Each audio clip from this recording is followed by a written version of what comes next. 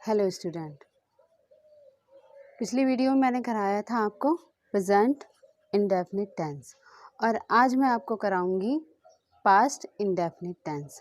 मुझे उम्मीद है जो मैंने पिछली वीडियो में कराया था वो आपको समझ में आए होंगे। उसके जो सेंटेंसेस हैं उसकी एक वीडियो मैं और डालूंगी, वो आप देख लीजिएगा, फिर आपके जो डाउट्स हैं वो क्लियर हो जाएंगे। तो स्टूडेंट चलिए शुरू करते हैं। पास्ट इंडेफिनिट टेंस हम कैसे पहचानेंगे कि ये जो वाक्य है, सेंटेंस है, वो पास्ट इंडेफिनिट टेंस का है। वाक्य के अंत में आ, या, ये, ए और ता, था, ती, थी, ते, थे शब्द आते हैं।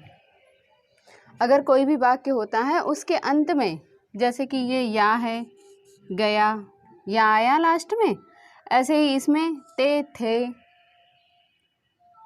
इस तरीके के जो वर्ड आते हैं। ये सोहन ने एक पत्र लिखा, लिखा मतलब कि पास्ट में लिखा, बीते हुए समय में लिखा, इसका भी मीनिंग वही होगा। यहाँ क्या है? आ है। तो चलिए, आपको पता होगा पास्ट को क्या कहते हैं?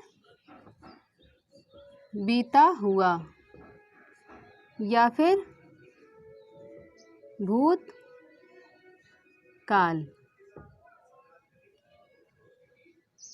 इंडेफिनिट को अनिश्चित।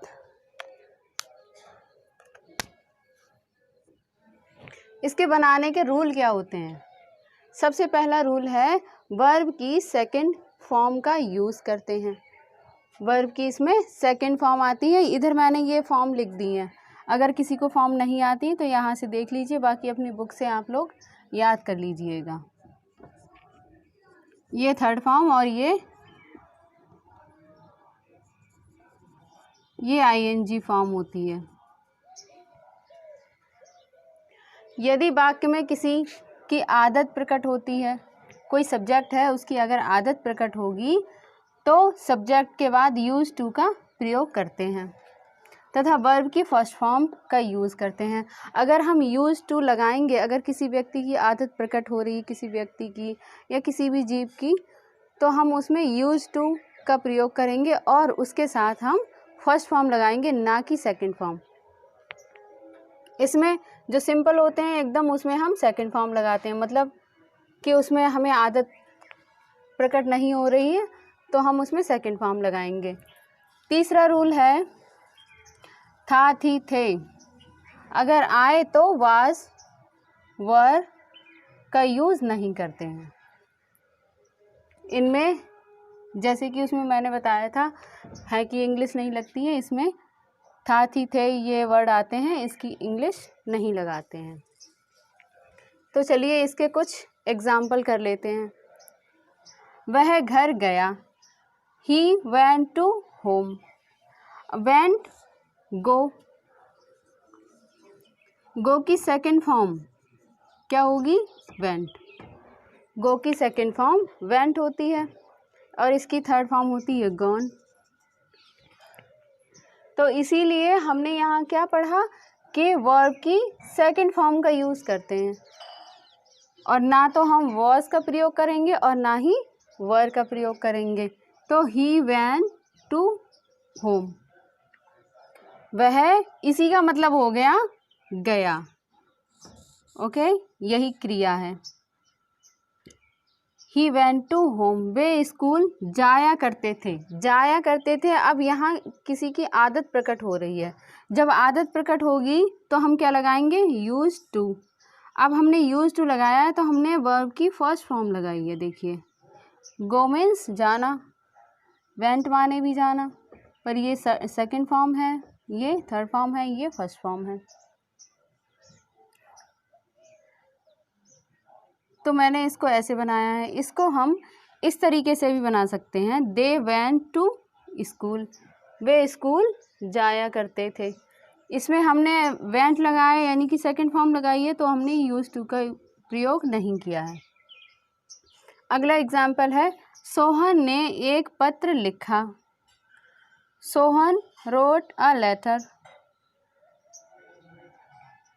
तो इसमें भी हमने रोट की सेकंड फॉर्म लगाई है, राइट की सेकंड फॉर्म। तुम वहाँ गए, यू वेंट देयर।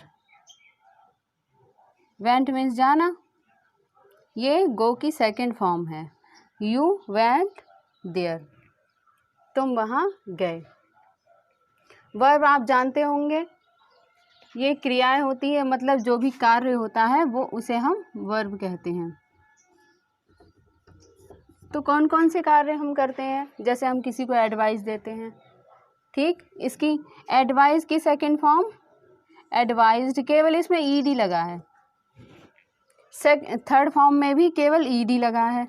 और हम इसकी आईएनजी फॉर्म बनाएंगे तो हम फर्स्ट फॉर्म से ही बनाएंगे। कैसे, ये ई है, इस ई को हटा देंगे, आई लग जाएगा। जब भी हम आईएनजी लगाएंगे तो कहीं पर भी ई होगा, उसको हटा देंगे, आईएनजी लग गया, एडवाइजिंग। ऐसे ही अलाउ, अलाउड, अलाउड, अलाउइंग। ऐसी है अराइव, देख लीजिए। Ask, asked, asked, asking. वाथ, वाथ, वाथ, वाथ, वेथिंग। Believe, believed, believed, willing, believing. ऐसे ही ये अलग है, अक्सर ये होती हैं, ईडी लग जाता है, अधिकतर यही आती हैं। बाकी ये जो बदला हुआ रूप होता है वो तो बहुत कम वर्ब्स में होता है। मैं वर्ब किसी दिन पढ़ा दूंगी, बता दूंगी कौन कौन से रूल से कौन कौन सी वर्ब्स बनती हैं। अब ये है ब्रिंग, ब्रिंग का है ब्राउट, इसकी थर्ड फॉर्म भी ब्राउट है, और जो आईएनजी फॉर्म है वो इससे बनेगी, bringing. Buy, bought, bought, buying, ये भी बिल्कुल ऐसी है।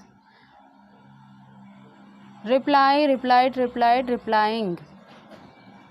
Teach, taught, taught, teaching. Tell, told, told, telling. तो ये हो गई बात। आप इनको देख लीजिएगा, अपनी बुक में देख लीजिएगा, काफ़ी ये याद करनी पड़ती हैं। अगर आपको याद है तो अच्छी बात है, नहीं याद है तो आप कर लीजिएगा। अब मैं इसके नेगेटिव बनाती हूँ। इसका नेगेटिव में कुछ रूल होते हैं, वो मैं अभी आपको बताऊँगी। अभी आपने अफर्मेटिव मैंने बनाए थे, वो देखे थे। इसका ये फॉर्मूला होता है, ये लिख लीजिएगा। सब्जेक्ट मैंने आपको बताया ही था क्या होता है, वर्ब की सेकंड फॉर्म लगती है प्लस ऑब्जेक्ट, तो ये आप उतार लीजिएगा। अब है नेगेटिव कैसे बनाते हैं।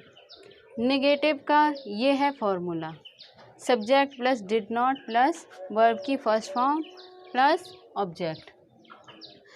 इनमें नेगेटिव सेंटेंसेस में हम डिड नॉट का प्रयोग करते हैं और वर्ब की हम फर्स्ट फॉर्म लगाते हैं।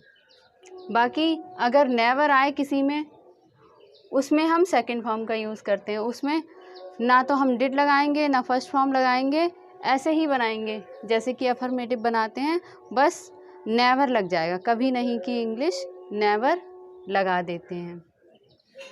तो चलिए मैं इसी को नेगेटिव बनाती हूँ। सोहन ने एक पत्र नहीं लिखा, सोहन ने एक पत्र नहीं लिखा, तो Sohan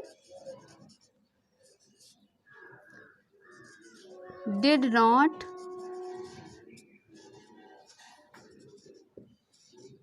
write a letter. Okay, ये है सब्जेक्ट, ये सब्जेक्ट है, ये डिड नॉट लगा है प्लस वर्ब की फर्स्ट फॉर्म प्लस ऑब्जेक्ट। इसी से मिलकर बना होता है कोई भी सेंटेंस। तो आपके नेगेटिव क्लियर हो गया होगा। तुम वहाँ गए, इसका हम नेगेटिव बनाएंगे तो यहाँ वेंट की जगह हम फर्स्ट फॉर्म लगाएंगे और डिड नॉट का यूज़ करेंगे। You did not go there, तुम वहाँ, अब इसका मीनिंग हो गया तुम वहाँ नहीं गए।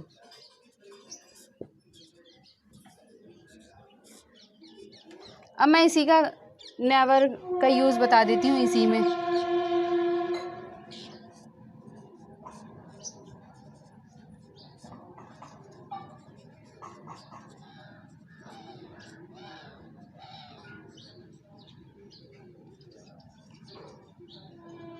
You never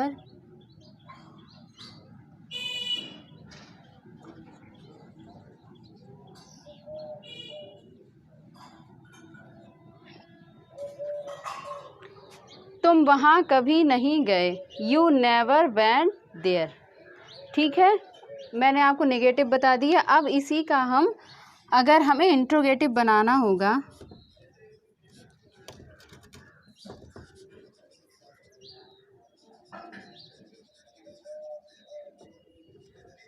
अगर हम इसी का इंट्रोगेटिव बनाएंगे तो हम कैसे बनाएंगे? ये डिड नॉट जो है वो यहाँ आ जाएगा सब्जेक्ट से पहले, तो हम लिख देते हैं फॉर्मूला पहले, डिड। अगर नॉट होगा तो डिड जो है वो यहाँ आएगा, did Sohan write a letter.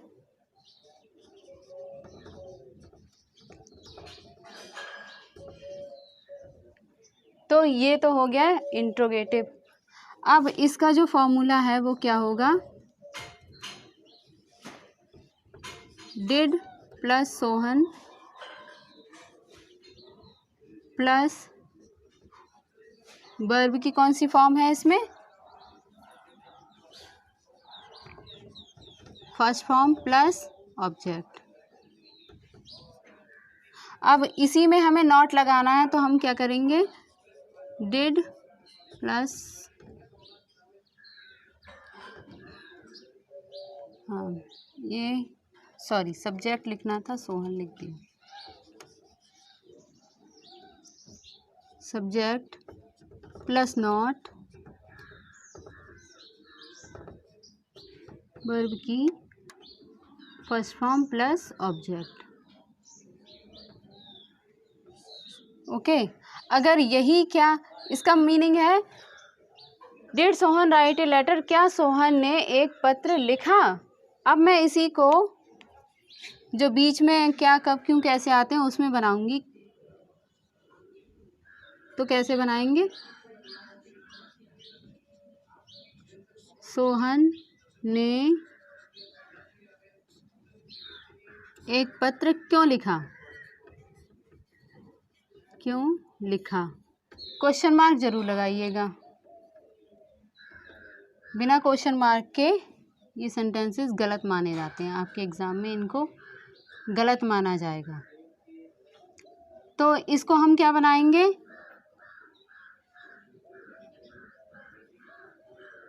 Y. क्या लिखा है मैंने? क्यों लिखा, क्योंकि इंग्लिश होती है वाई।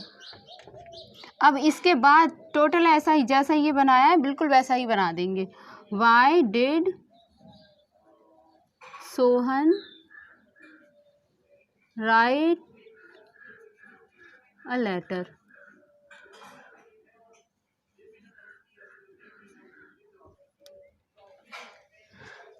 स्टूडेंट, मैंने आपको अफर्मेटिव, नेगेटिव और इंट्रोगेटिव तीनों तरीके के बता दिए हैं।